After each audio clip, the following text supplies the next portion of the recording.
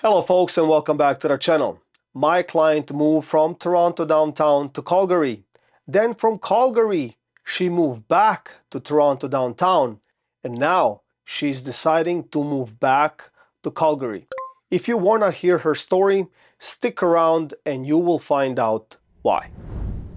So one of the reasons why I want to make this particular video, because I find her story interesting and there's different reasons why she did that. Obviously, her friends and family and everyone else thought that she's flip-flopping, she's jumping cities and whatnot, right? So the truth is I really wanted her to be on the channel, but she's camera shy and maybe she has her own reasons. But I asked her if I could share her story. I will not name any names, but I found it interesting the reason why she left Toronto downtown to begin with. So that was the era of the pandemic period, and she decided that she would leave a huge city like that, like Toronto downtown, and she felt that she could just fly to Calgary and find a new life. And she did that for about, I would say, year and a half. She was in Calgary, but nothing really changed. It was pretty much the same. The life seemed to be similar to downtown, like everything was closed, no relationships or anything like that. So that was that particular time, right? So at one point, she decided to move back to Toronto because she felt that there's more opportunity, that she had friends from her past, like from her life, obviously living in Toronto and whatnot. And she decided to move back to Toronto. And we were successful. We found her a place in downtown Toronto, a small one-bedroom condo, and she lives by herself. She loved it actually. She said like she likes it. This is where she belongs and whatnot. So from that shift from the beginning, ever since she left to Calgary and came back, and now she's living in Toronto for another year and a half. So like the entire circle period is around 3 years, three maybe a little bit more. Let's say between 3 and 4 years. So what changed her mind uh, leaving Toronto again? So I asked her that specific question, and the question was like, what, like, number one, what is the reason?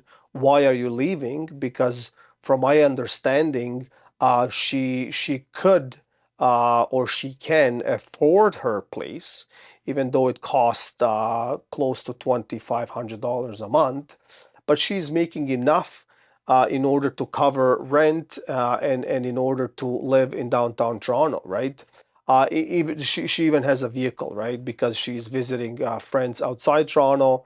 Vaughan, I believe, is the place where she goes most. So I asked her, I'm like, well, what is their actual reason, right? I mean, you can afford to live here. I mean, you can live in the suburbs of Toronto and maybe enjoy and whatnot. But so what happened? Like you're flip-flopping now between Calgary and Toronto, and what is going on? So she said that life, at least in her opinion, or for her, changed for worse because there's more pressure or intense pressure in her employment. Um, the entire city, at least when it comes to downtown core, is more focused um, on a private life. There's less of gatherings. There's less of stuff happening in her mind anyways. Like she feels that she's tired coming home, and she feels that the city, even in these, like, let's say 3 to 5 years, grew exponentially, and that even a little tasks are hard now, like like simple tasks, like getting something from the store or doing something, right? Like like if you want to drive your car, we all know in downtown Toronto parking is ridiculous, right? It's horrible. Like I understand lack of parking spaces and whatnot, but it's expensive. Like you want to park your car for an hour, it's going to cost you $20-30, right? Like that depends where you are. And then the second option is obviously transit, right? Like TTC, subways and whatnot, streetcars or whatever. But even that has certain delays. So she is claiming that the city, for her current lifestyle, is out of hand and is getting too big. It's getting too noisy. It never stops. So she feels that like that the city never sleeps and there's no downtime, and you get caught up in that particular energy of that constant push and pull and push and give me more. And whoever you talk to, they might have a job or a career job that they're absolutely dedicated 110% to. Then you have these people that do not have these high paying jobs or careers, and they have to have two jobs or three jobs even, right? Like just to sustain this affordability level that we're currently in. So this mix and match, she said like that she lost friends, like not literally losing them, but like here and there, like they would communicate via messages or whatnot, social media. But other than that, they're kind of boxed in. So then my question was like, so what happened? I mean, why did you come back? You left, and then you were in Calgary, which was pretty much the same as Toronto, as per what you said. And then you came back because of employment opportunities. And now you're stuck in that rat race, what we like to say. And she said, yes, that's kind of what it is. But what she has learned, and she's claiming that it's not, Calgary, the promise city or the promised land or anything like that, but she just felt some type of peace, and that she could make her life work in a different way. So it's a smaller city, but big enough. People have different attitude when it comes to employment. It is cheaper, even though it got more expensive over time, but it is cheaper to live, right?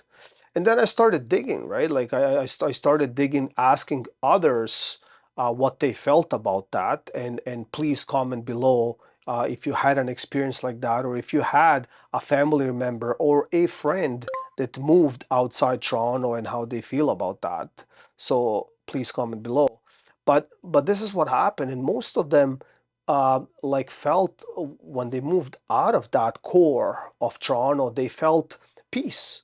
They felt peace. They felt that they could go for that bicycle ride, or that they could go skiing, or they could have some kind of a personal life outside work, because everything that is happening in Toronto, it seems like everything is dedicated and devoted 1000% to uh, to funds, like funding, career, make more, make better, just to sustain your lifestyle. And at the end of the day, you become drained running that race.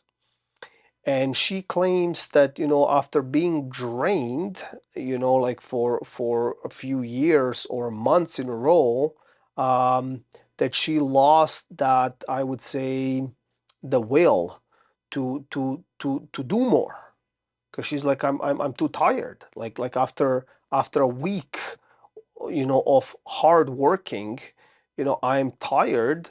One, number two, wherever I would go, I would spend so much that it's not even worth it.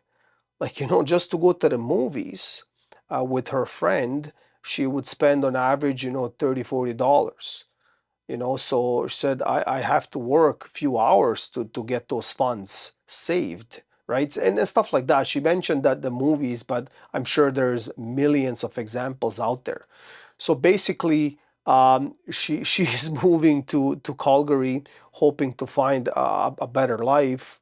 I asked her why not a suburb, and I didn't get an answer, to be honest with you. But that's basically where she was at. I don't know her personal story.